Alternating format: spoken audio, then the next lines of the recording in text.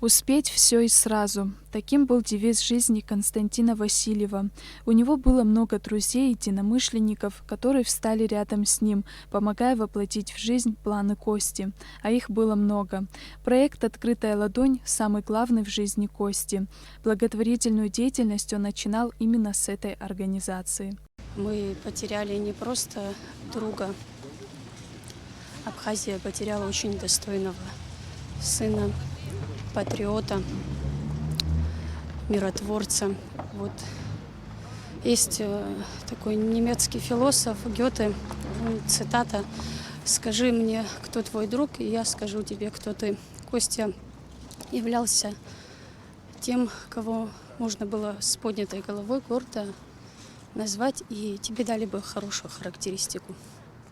Он являлся учредителем «Открытой ладони», занимался донорством, является куратором многочисленных акций благотворительных. Созидал вместе с нами, хотел привнести в этот мир что-то положительное. И я сегодня могу сказать, что он смог. Дальше больше. Константин Васильев стал основоположником донорского движения в Абхазии, ибо понимал, насколько это важно для людей. Вместе со своими друзьями он проводил донорские акции и марафоны, целью которых было привлечь внимание общественности к проблеме нехватки донорской крови и популяризации донорства в республике. Во многом благодаря этому было спасено несколько сотен людей. У Кости было больное сердце, но оно было большим и горячим. Он хотел помогать людям бескорыстно и делал это. Тхачсет хюза бзия Константин. Ефибаш шуксароп аре арпус и хыцвас. Ишукс маджра аваги яйца саусква дарадзы радшоп. Ярая пиццас ачар хывак ярду амадра яробазги апсу абатат Фюарбжард конгресс. Ахавы и ухозар профессионал я хасабова. Хивозги и радшан. Аха сарайстахан яробазги сазад гывас. Ари ауи ойпсык я хасабова. Саад издыргоишти аамта радшак идзом. Ари ауи скинаги дува гыван. Одар крумазар искинаги цхабжонзарги уизасрги алон дува гывам. Константин смело брался за новые проекты, участвовал в благотворительных акциях и никогда не оставался равнодушным к чужим проблемам. Новость о кончине Константина потрясла нас, как и всех, кто его знал. Константин был человеком очень активным, добрым. Он относился к такой категории людей, которого не нужно было просить о помощи. Он всегда подходил со своей инициативой, спрашивал, нужна ли какая-то помощь. Он был активный, энергичный, деятельный. И тот редкий человек, который все свои проекты, все свои дела доводил до логического завершения. Константин останется в нашей памяти навсегда.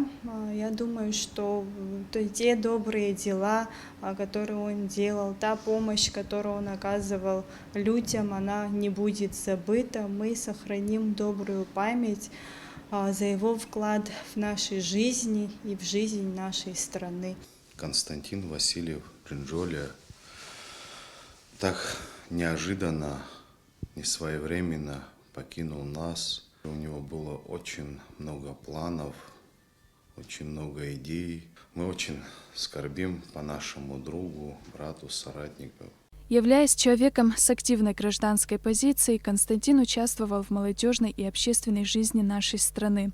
Будучи членом правления русской общины Абхазии, работал над консолидацией многонациональной молодежи республики и развитием международных молодежных связей с Российской Федерацией.